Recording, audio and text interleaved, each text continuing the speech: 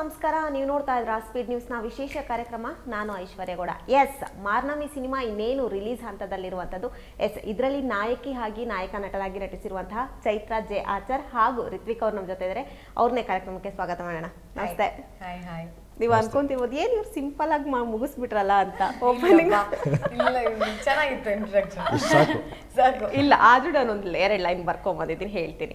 Actually ಮರ್ತು ಬಿಡ್ತೀನಿ ಅನ್ಕೊಂಡು ಟೈಪ್ ಮಾಡ್ಕೊಂಬಂದಿದ್ದೀನಿ. ಓಕೆನಾ? ಫಸ್ಟ್ ರಿತ್ವಿಕ್ ಅವ್ರಿಗೆ ಹೇಳ್ತೀನಿ. ಕರೆಂಟ್ ಮುಟ್ಟಿದ್ರೆ ಶಾಕು, ಇವ್ರ ಆಕ್ಟಿಂಗ್ ನಲ್ಲಿ ತಗೊಳಲ್ಲ ಬ್ರೇಕ್. ನೋಡೋಕ್ ತುಂಬಾ ಸಿಂಪಲ್, ಆದ್ರೂ ಇವ್ರಿಗೆ ಫ್ಯಾಮಿಲಿ ಮ್ಯಾನ್ ಎನ್ನುವಂತ ಟೈಟಲ್. ಸೀರಿಯಲ್ ಇಂದ ಆಕ್ಟರ್ ಆಗಿ ಫೇಮಸ್ ಆಗಿದ್ದಾರೆ. ಎಲ್ಲರೂ ಜನರ ಮನ್ಸನ್ನು ಮುಟ್ಟಿದ್ದಾರೆ. ಈಗ ಮತ್ತೆ ಸಿನಿಮಾ ಕಡೆ ಹೆಜ್ಜೆ ಹಾಕ್ತಿದ್ದಾರೆ. ಸೊ ಮಾರ್ನಮಿ ಸಿನಿಮಾ ಬಗ್ಗೆ ಮಾತಾಡೋದು ತುಂಬಾ ಇದೆ. ಇವ್ರನ್ನ ಇಂಟ್ರೊಡಕ್ಷನ್ ಕೊಟ್ಟು ನಿಮ್ಮ ಹತ್ರಕ್ಕೆ ಬರ್ತೀನಿ. ಶೋರ್, ನನಗೆ ಫಸ್ಟ್ ಟೈಮ್ ಯಾರೊಬ್ರು ಈ ಥರ ಇಂಟ್ರೊಡಕ್ಷನ್ ಕೊಟ್ಟಿದ್ದು. ಥ್ಯಾಂಕ್ ಯು ಸೋ ಮಚ್, ಖುಷಿ ಆಯಿತು. Thank you. ನಿಮ್ಮ ಕಡೆ ಬರ್ತೀನಿ. ಬಾನಲಿ ಬೆಳ್ಳಿ ಚುಕ್ಕಿ, ಇವರ ಮಾತು ಮಿರ್ಚಿ ಮಂಡಕ್ಕಿ, ಸಪ್ತ ಸಾಗರದಾಚೆಯ ಒಂದು ಸುಂದರ ಹಕ್ಕಿ. ಇವ್ರನ್ನ ನೋಡೋಕೆ ಎಲ್ಲರೂ ಕಾಯ್ತಿರ್ತಾರೆ. ಇವ್ರ ಮುಖದ ಮೇಲಿದೆ ಮಚ್ಚೆ, ಆದ್ರೆ ಇವ್ರಿಗೆ ಅದೇ ದೃಷ್ಟಿ ಬೊಟ್ಟು. ಇವ್ರ ಹಾಡು ಕೇಳಲು ಎಲ್ಲರೂ ಕಾಯ್ತಾ ಇರ್ತಾರೆ. ಇವತ್ತು ನಮ್ಮ ಜೊತೆ ಇದ್ದಾರೆ ಸುಂದರದ ಬೆಳಗಿ, ಪಡ್ಡೆ ಹುಡುಗರ ಮನ್ಸನ್ನ ಕದ್ದ ಪೋರಿ ಚೋರಿ Chaitra J Achar. Thank you. ನಾನು ಒಬ್ರು ಹುಡುಗಿ ಇಂಟ್ರಡಕ್ಷನ್ ಕೊಟ್ಟಾಗ ಬ್ರಷ್ ಮಾಡ್ತೀನಿ ಅಂತ ನಾನು ಯಾವತ್ತೂ ಅನ್ಕೊಂಡಿರಲಿಲ್ಲ. Thank you. So sweet of you. Time ತಗೊಂಡು ಬರ್ದು ಅಷ್ಟು ಎಫರ್ಟ್ ಹಾಕಿ ಬರೆದಿದ್ದೀರಾ. Thank you so much. Thank you. But ಆದ್ರೂ ಪ್ರಾಸ ನೀಟಾಗಿ ಕೂರ್ಲಿಲ್ಲ. ಬಟ್ ಮಾಡಿದೆ, ಅದೆಲ್ಲ ಮಾಡ್ರಾಗಲ್ಲ. ನೀವು ಎಫರ್ಟ್ ಹಾಕಿದ್ರಲ್ಲ ಅದು important. Thank you so much. Marnami cinema ಕತೆ ಕೇಳ, ನೀವು ಎಸ್ ಅಂದು ನೋ ಅಂದ್ರಂತೆ, ನೋ ಅಂದು ಎಸ್ ಅಂದ್ರಂತೆ. ಸಾರಿ, ಯಾಕೆ ನಿಮ್ಮಿಂದಾನೇ ಸ್ಟಾರ್ಟ್ ಮಾಡಿ. ಎಸ್ ಅಂದು ನೋ ಅಂದು ಎಸ್ ಅದು ಹಂಗೆ. ಬಿಕಾಸ್ ಕತೆ ಇಷ್ಟ ಆಗಿತ್ತು, ಆದ್ರೆ ಆ ಡೇಟ್ಸ್ ಅದೇ ಟೈಮ್ಗೆ ಅವ್ರು ಹೇಳ್ತಿದ್ದ ಟೈಮ್ಗೆನೆ ಬೇರೆ ಸಿನಿಮಾ ಶೂಟ್ ಮಾಡ್ಬೇಕಾಗಿತ್ತು.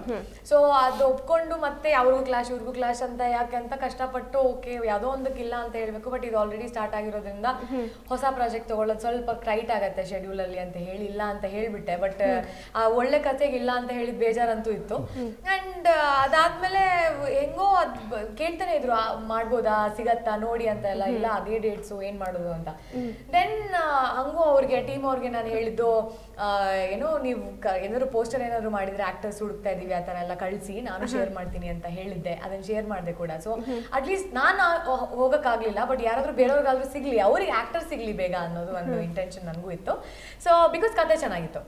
ಸೊ ಅದು ಮುಗೀತು. ಆ್ಯಂಡ್ ಮತ್ತೆ ಒಂದಷ್ಟು ವಾರಗಳು ಕಳೀತು. ಆ್ಯಂಡ್ ಒಂದು ಇವೆಂಟಲ್ಲಿ ನಾನು ಚರಣ್ ರಾಜ್, ನಮ್ಮ ಮ್ಯೂಸಿಕ್ ಡೈರೆಕ್ಟರ್ನ ಮೀಟ್ ಮಾಡಿದೆ. ಹಾಗೆ ಮಾತಾಡ್ತಿರುವಾಗ ಅವ್ರು ಹೇಳಿದ್ರು ಅವರು ಮಾರ್ನವಿ ಸಿನಿಮಾ ಒಪ್ಕೊಂಡು ಮಾಡ್ತಾ ಇದ್ದಾರೆ. ಬಟ್ ಅವ್ರು ಹೇಳಿದ್ರು ನಿಮ್ಗೂ ಅಪ್ರೋಚ್ ಮಾಡಿದ್ರು, ಬಟ್ ನಿಮ್ಗೇನೋ ಡೇಟ್ಸ್ ಏನೋ ಕ್ಲಾಶ್ ಆಯ್ತು ಅಂತ. ಸೊ ನೀವು ಮಾಡಿದ್ರೆ ಚೆನ್ನಾಗಿರೋದು ಚೈತ್ರ ಅಂತ ಅವರು ಒಂದು ಮಾತು ಹಂಗೆ ಹೇಳಿದ್ರು. ನನಗೆ ಎಲ್ಲಾ ಕಡೆಯಿಂದ ಏನ್ ಹಿಂಗ್ ಬರ್ತಾ ಇದೆ, ಈ ಹೆಸರು ಮಾರ್ನವಿ ಬರ್ತಾನೆ ಇದೆಯಲ್ಲ ನನ್ನ ಹತ್ರ, ಏನೋ ಇರ್ಬೇಕು ಅಂತ ಹೇಳಿ ಅವತ್ತು ಸಂಜೆ ಮತ್ತೆ ನಾನು ಹೋಗ್ಬಿಟ್ಟು ರಿಷಿ ಅವ್ರಿಗೆ ಮೆಸೇಜ್ ಕಳಿಸಿದೆ. ಆಯ್ತಾ, ಫೈನಲೈಸ್ ಆಯ್ತಾ, ಯಾರಾದ್ರೂ ಸಿಕ್ರಾ ಅಂತ. ಅವ್ರಿಲ್ಲ, ನೀವ್ ಮಾಡಿದ್ರೆ ಚೆನ್ನಾಗಿರೋದು ಮೇಡಮ್, ನಿಮ್ಮನ್ನ ಅನ್ಕೊಂಡೆ ನಾನು ಬರ್ದಿದ್ದೀನಿ ಕ್ಯಾರೆಕ್ಟರ್, ಚೈತ್ರ ಅಂತಾನೆ ಕ್ಯಾರೆಕ್ಟರ್ ನೇಮ್ ಗೊತ್ತಾ ಅಂತಲ್ಲ ಅವ್ರು ಮತ್ತೆ. So I was okay Rishi, ಈ ತರ ಸಿಚುವೇಶನ್ ಡೇಟ್ಸ್ ನೀವು ಮ್ಯಾನೇಜ್ ಮಾಡ್ಕೊಳ್ತೀನಿ ಅನ್ನೋಂಗಿದ್ರೆ ನನ್ಗೇನು ಪ್ರಾಬ್ಲಮ್ ಇಲ್ಲ. ಇನ್ನೊಂದ್ಸರ್ತಿ ಕತೆ ಕೇಳ್ಬೇಕು ನಾನು, ಬಿಕಾಸ್ ತುಂಬಾ ಏನೋ ಒಂದು ತಿಂಗಳು ಮೇಲಾಗಿದೆ. ಸೊ ಮತ್ತೆ ಅದೇ ತರ ನನ್ಗೆ ಅನ್ಸಿದ್ರೆ ಸ್ಟ್ರಾಂಗ್ ಆಗಿ ನಾನು ಒಪ್ಕೊಂಡ್ ಮಾಡ್ತೀನಿ, ಮಿಕ್ಕಿದೆಲ್ಲ ನೀವು ಅಂತ. ಸರಿ ಮೇಡಮ್ ಅಂತ ಹೇಳಿ ನೆಕ್ಸ್ಟ್ ದಿನ ಬಂದು ಕತೆ ಹೇಳಿದ್ರು. ಅವ್ರು ತುಂಬಾ ಚೆನ್ನಾಗಿ ಕತೆ ಹೇಳ್ತಾರೆ. ಸೊ ಅವ್ರು ಹೇಳ್ಬೇಕಾದ್ರೆ ನಾನು ದೀಕ್ಷಾನ ಪ್ಲೇ ಮಾಡಕ್ಕೆ ಆಗತ್ತೆ, ಇಲ್ಲ ಟ್ರೈ ಮಾಡಬೇಕು ಅನ್ನೋ ಒಂದು ಇಂಟ್ರೆಸ್ಟ್ ಹುಟ್ಕೊಳ್ತು. ಸೊ ಅದು ಕೇಳಿದ ಮೊಮೆಂಟೇ ಪೂರ್ತಿ ಕತೆ ಹೇಳಿ ಮುಗಿಸಿದ್ರು. ಅದಾದ್ಮೇಲೆ ಸರಿ ನಾನು ಮಾಡ್ತೀನಿ ಅಂತ ಹೇಳಿ ಒಪ್ಕೊಂಡಂತ ಕತೆ. ಸೊ ನನ್ನ ಬಿಡದೆ ಕಾಡಿ ಬಂದಂತ, ನನ್ನ ಹತ್ರನೇ ಬಂದಂತ ಕತೆ ಮಾರ್ನವಿ. ಸೊ ಅದಕ್ಕೆ ನಾನು ಐ ಥಿಂಕ್ ನಾನು ಕೃತಜ್ಞಳು ಈಗ this point of time. Yeah sir, ಇವೇನು ಸೀರಿಯಲ್ಗಳಲ್ಲೆಲ್ಲ ನೀವು ಜನರು ಮನ್ಸನ್ನು ಮುಟ್ಟಿದ್ದೀರಾ. ಖಡಕ್ ವಿಲನ್ ಆಗೋ ಅಲ್ಲ, ಹೀರೋ ಆಗಿ, ಖಡಕ್ ಹೀರೋ ಆಗಿ ಆ್ಯಕ್ಟ್ ಮಾಡಿದ್ದೀರಾ. ಸೊ ಈ ಸಿನಿಮಾದಲ್ಲಿ ನಿಮ್ಮನ್ನ ಯಾವ ರೀತಿ ನೋಡ್ಬೋದು, ಒಪ್ಕೊಳ್ಳೋಕೆ ಏನು ಮೇನ್ ರೀಸನ್ ಅನ್ನುವಂಥದ್ದು? ಒಪ್ಕೊಳ್ಳೋಕೆ ಮೇನ್ ರೀಸನ್ ಏನು ಅಂತಂದರೆ, ನಮ್ಮ ಒಬ್ಬ ದೊಡ್ಡ ಸೂಪರ್ ಸ್ಟಾರ್ ಒಂದು ಮಾತು ಹೇಳಿದ್ದಾರೆ, ಇಲ್ಲಿ ಯಾರು ಹೀರೋಗಳನ್ನ ಹುಟ್ಟಾಕಲ್ಲ, ನಾವು ಹೀರೋಗಳು ಆಗಬೇಕು ಅಂತ. ಸೊ ಅದನ್ನು ನಾನು ತುಂಬ ಸೀರಿಯಸ್ ಆಗಿ ತೊಗೊಂಡಿದ್ದೆ. ಅದು ನಿಜ ಕೂಡ. ಸೊ ಹಾಗಾಗಿ ನಾನು ಅವಕಾಶಗಳಿಗೆಲ್ಲ ಓಡಾಡದೆ ಎಲ್ಲ ಆಯಿತು. ಅರ್ಥ ಆಯ್ತು ನನಗೆ, ನಾವೇ ಒಂದು ಟೀಮ್ ಕಟ್ಕೊಂಡು ಒಂದು ದೊಡ್ಡದಾಗಿ ಕ್ರಿಯೇಟ್ ಮಾಡ್ಕೋಬೇಕಿಲ್ಲ ಅಂತ ಆಗಲ್ಲ ಅಂತ ಗೊತ್ತಾಯಿತು. ಸೊ ಆ ಒಂದು ಟೈಮಲ್ಲಿ ನನಗೆ ರಿಷಿತ್ ನಂಗೆ ತುಂಬ ವರ್ಷಗಳ ಪರಿಚಯ. ಅವ್ರು ಬಂದು ಒಂದು ಕತೆ ಇದೆ ಕೇಳ್ತೀರಾ ಅಂತ ಹೇಳಿದ್ರು. ಹೇಳಿ ಅಂತಂದೆ.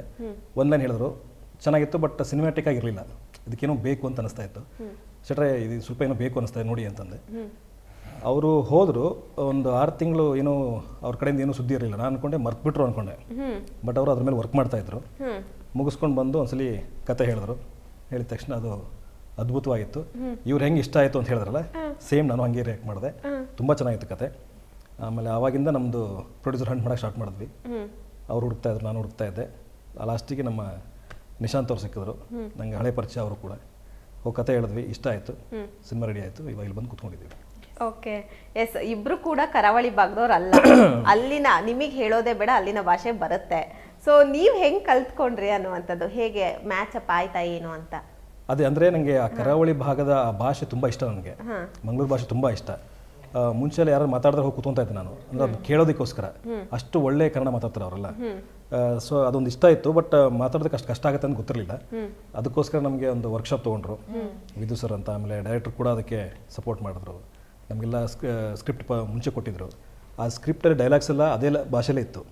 ಸೊ ನಾವು ಡೈಲಿ ಅದನ್ನ ಓದಿ ಅದನ್ನ ಮನನ ಮಾಡಿಕೊಂಡು ಮಾತಾಡ್ತಾ ಅದು ಅಭ್ಯಾಸ ಆಯ್ತು. ಆಮೇಲೆ ಓಕೆ, ಚೈತ್ರ, ನಿಮಗೆ ತವ್ರ ಮನೆ ಅಂತಾನೆ ಅನ್ಬೋದು, 2ನೇ ತವ್ರ ಮನೆ ಅಂತಾನೆ ಕರಾವಳಿ. ಆಕ್ಚುಲಿ ಎಲ್ಲಾ ಸಿನಿಮಾಗಳಿಗೂ ಹೋಗೇ ಇದ್ದೀನಿ. ಅಂಡ್ ಆ ನಂಟು ನನ್ನ ಮೊದಲನೇ ಸಿನಿಮಾದಿಂದನೂ ಇದೆ. ಅಲ್ಲಿ ಇವಾಗ ನನ್ನ ಕೋ ಆಕ್ಟರ್ಸ್ ಇರ್ಬೋದು, ಇಲ್ಲ ಏನೋ ನನ್ನ ಫ್ರೆಂಡ್ಸ್ ಕೆಲವರು ಮಂಗಳೂರಿನವರಿದ್ರು ಕಾಲೇಜಲ್ಲಿ ಓದುವಾಗ.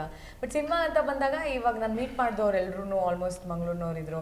ಸೊ ಅದು ನನಗೆ ಸ್ವಲ್ಪ ಆ ಟಚ್ ಯಾವಾಗಲೂ ಬಿಟ್ಟು ಹೋಗ್ಲಿಲ್ಲ, ಹಂಗೆ ಕಂಟಿನ್ಯೂ ಆಯ್ತು. ಅಂಡ್ ನಾನು ಕೆಲಸ ಮಾಡಿರೋ ಆದಷ್ಟು ಟೀಮ್ಸ್ ಅಲ್ಲಿ ಜಾಸ್ತಿ ಮಂಗಳೂರವ್ರು ಇದ್ದೇ ಇದ್ರು. ಸೊ ಅದು ಆ ನಾಡಲ್ಲೇನೆ ತುಂಬಾ ಕಲಾವಿದರಿದ್ದಾರೆ. ಸೊ ಅದು ಒಂದು ಟಚ್ಚು. ಅಂಡ್ ಅವ್ರು ಹೇಳ್ದಂಗೆ ವರ್ಕ್ಶಾಪ್ ಮಾಡ್ಬೇಕಾದ್ರೆ ನಮ್ಮ ಡೈಲಾಗ್ಸ್ ಎಲ್ಲವೂ ಮಂಗಳೂರು ಕನ್ನಡದಲ್ಲೇ ಬರ್ದಿದ್ದಿದ್ರಿಂದ ನಮ್ಗೆ ಅದನ್ನ ಓದಕ್ಕೆ ಈಸಿ ಆಯ್ತು. ಅಂಡ್ ಅದು ಬರೀ ನಾವು ವರ್ಕ್ ಮಾಡ್ಬೇಕಾಗಿದ್ದು ಆ ಟೋನು, ಇಂಟೋನೇಷನ್ಸು, ಅದ್ರ ಬಗ್ಗೆ. ಸೊ ಅದು ನಮ್ಗೆ ವಿದು ಸರ್ ಅಂತ ಒಬ್ರು ವರ್ಕ್ಶಾಪ್ ತಗೊಂಡಿದ್ರು. ಅವ್ರ ಜೊತೆ ಇಂಟ್ರಾಕ್ಟ್ ಮಾಡ್ಬೇಕಾದ್ರೆ ಏನೇನ್ ಸ್ಟ್ರೆಸ್ ಮಾಡ್ಬೇಕು, ಇಲ್ಲ ಹೆಂಗ್ ಮಾತಾಡ್ತಾರೆ, ಹೇಗೆ ಅದನ್ನ ನೋಡ್ಬೇಕು ಅನ್ನೋದನ್ನೆಲ್ಲ ಹೇಳ್ತಿರುವಾಗ ಒಂದಷ್ಟು ನಾವು ಪಿಕ್ ಮಾಡಿದ್ವಿ. ಅಂಡ್ ನಮ್ ಜೊತೆ ಆಕ್ಟ್ ಮಾಡಿದ ಕಲಾವಿದರೆಲ್ಲರೂ ತುಳುನಾಡಲ್ಲಿ ತುಂಬಾ ಫೇಮಸ್ ಆಕ್ಟರ್ಸ್. ಅಂಡ್ ಅವ್ರನ್ನ ಒಳ್ಳೆ ಎಷ್ಟೊಂದು ನೂರಾರು ನಾಟಕಗಳನ್ನ ಮಾಡಿದ್ದಾರೆ, ಎಷ್ಟೊಂದು ಸಿನಿಮಾಗಳನ್ನ ಮಾಡಿದ್ದಾರೆ. ಅಂತ ಫೇಮಸ್ ಆರ್ಟಿಸ್ಟ್ ನಮ್ ಜೊತೆ ಕೆಲಸ ಮಾಡಿದ್ದು. ಸೊ ನಮ್ಗೆ ಅವ್ರ ಜೊತೆ ಇಂಟ್ರಾಕ್ಟ್ ಮಾಡ್ಬೇಕಾದ್ರೆ ಇವಾಗ JP ತುಮ್ಮಿನಾಡ್ ಸರ್ ಇರ್ಬೋದು, ಪ್ರಕಾಶ್ ತುಮ್ಮಿನಾಡ್ ಇರ್ಬೋದು, ಆಮೇಲೆ ರೂಪಕಾ ಅಂತ ಒಬ್ರಿದ್ದಾರೆ, ಅವರು she is very famous. So ಹಾಗೆ ಪ್ರತಿಯೊಬ್ರು ಆರ್ಟಿಸ್ಟ್, ಸ್ವರಾಜ್ ಇರ್ಬೋದು, ಎಲ್ಲರೂ ಅಲ್ಲಿ, ಜ್ಯೋತಿಷ್ ಶೆಟ್ಟಿ ಅಂತ ಒಬ್ರು ಆಕ್ಟ್ರು, ಎಲ್ಲರೂ ಅಲ್ಲಿ ತುಂಬಾ famous and very intelligent actors, super ಆಗಿ ಆಕ್ಟ್ ಮಾಡ್ತಾರೆ. ಸೊ ಅವರೆಲ್ಲರೂ ಮಧ್ಯೆ ನಮಗೆ ನಟನೆ ಮಾಡ್ಬೇಕಾದ್ರೆ, ಇಂಟ್ರಾಕ್ಟ್ ಮಾಡ್ಬೇಕಾದ್ರೆ ಎಲ್ಲವೂ ನಮಗೆ ಐ ಥಿಂಕ್ ಅದು ಹಂಗೆ ಬರ್ತಾ ಹೋಯ್ತು. ಇನ್ನೊಬ್ರು ಚೈತ್ರ ಶೆಟ್ಟಿ ಅಂತ ಒಬ್ರು, ಇವರೆಲ್ಲರ ಜೊತೆ ಅದು ಹೆಲ್ಪ್ ಆಯ್ತು ನಮಗೆ ಇಂಟ್ರಾಕ್ಷನ್ ಮಾಡುವಾಗ. ಹಾಗೆ ಕಲ್ತಿತ್ತು. ಅದು ಸ್ವಲ್ಪ ಅದೇ ಕೇಳ್ತಾನೆ ಇದ್ರೆ ಅದನ್ನ ಮಿಮಿಕ್ ಮಾಡಕ್ ಶುರು ಮಾಡ್ತೀವಲ್ವಾ, ಹಂಗಾಯ್ತು ಸ್ವಲ್ಪ ಒಂದಷ್ಟು ಕಡೆ. ಸೊ ಚೆನ್ನಾಗಿತ್ತು. ಅಂಡ್ ಎಲ್ಲ ಡೈರೆಕ್ಷನ್ ಟೀಮು ಎಲ್ಲರೂ ತುಂಬಾ ಸಪೋರ್ಟಿವ್ ಆಗಿದ್ರು. ಅದರಿಂದ ನಮ್ಮಿಬ್ರಿಗೂ ಅಷ್ಟೊಂದು ಕಷ್ಟ ಕೊಡ್ಲಿಲ್ಲ. ಓಕೆ, ಒಂದಷ್ಟು ಜನಕ್ಕೆ ಕತೆ ಕೇಳಿದಾಗ ಇಲ್ಲ ಈ ಪಾತ್ರ ನನಗೆ ಕಷ್ಟ ಆಗುತ್ತೆ ಅನ್ನುವಂಥದ್ದು ಒಂದಷ್ಟು ಜನ ತಲೆಯಲ್ಲಿ ಯೋಚನೆ ಮೂಡಿರುತ್ತೆ. ಸೊ ನಿಮಗೆ ಹೇಗಾಯ್ತು? ಹುಲಿವೇಷ ಎಲ್ಲ ಹಾಕಿದ್ರಿ, ಸೊ ಕಷ್ಟ ಆಯ್ತಾ ಅವ್ರು ಏನು ಅನ್ನುವಂಥದ್ದು? ಅಲ್ಲ, ಕತೆ ಕೇಳಿದಾಗ ಈ ಪಾತ್ರ ನನಗೆ ಅವ್ರು ಎಕ್ಸ್ಪ್ಲೇನ್ ಮಾಡಿದಾಗ ನನಗೆ ನಾನು ಮಾಡಬಲ್ಲೆ ಅಂತ ಗೊತ್ತಿತ್ತು. ನನಗೆ ಹುಲಿ ವೇಷದ ಒಂದು ನನಗೆ ಅಂದರೆ ಯಾವತ್ತೂ ಟ್ರೈ ಮಾಡಿರಲಿಲ್ಲ, ನೋಡಿದ್ವಿ ಅಷ್ಟೇ. ನೋಡಿದಾಗ ಅದು ಸಿಂಪಲ್ ಆಗಿರುತ್ತೆ. ಸೊ ನನ್ನ ಮೈಂಡಲ್ಲಿ ಆವಾಗ ಅವು ಮಾಡ್ಬಿಡ್ತೀನಿ ಅನ್ನೋ ಫೀಲಲ್ಲಿ ಇದ್ದೆ. ಬಟ್ ಯಾವಾಗ ರಿಹರ್ಸಲ್ ಸ್ಟಾರ್ಟ್ ಆಯಿತು ನಂಗೆ ಆವಾಗ ಅರ್ಥ ಆಯಿತು ಅದಷ್ಟು ನಾನು ನೋಡ್ದಂಗೆ ಕೇಳ್ದಂಗೆ ಅದಷ್ಟು ಈಸಿ ಇಲ್ಲ ಅಂತ ಅವಾಗ ಗೊತ್ತಾಯಿತು. ಅದಕ್ಕೆ ಬೇಕಾದಂಥ ಒಂದಿಷ್ಟು ತಯಾರಿ ಆಯಿತು. ತಯಾರಿ ಆದಮೇಲೆ ಫೀಲ್ಡಿಗೆ ಇಳಿದು ಅದನ್ನ ಶೂಟ್ ಮಾಡಿದ್ದು. ಓಕೆ, ದೀಪಾ ಬಜಾರಿ ಹೇಗೆ ಅನ್ನುವಂಥದ್ದು? ದೀಕ್ಷಾ ಸಾರಿ, ದೀಕ್ಷಾ ತುಂಬಾ ಬಜಾರಿ. ಆಕ್ಚುಲಿ ಅವಳು ಬಜಾರಿ ಅಲ್ಲ. ಅಂಡ್ ತುಂಬಾ ಲೈವ್ಲಿ, ಅಂದ್ರೆ ಮನ್ಸಲ್ಲಿ ಇರೋದನ್ನ ಹೇಳ್ಬಿಡ್ತಾಳೆ. ಟೀಸರ್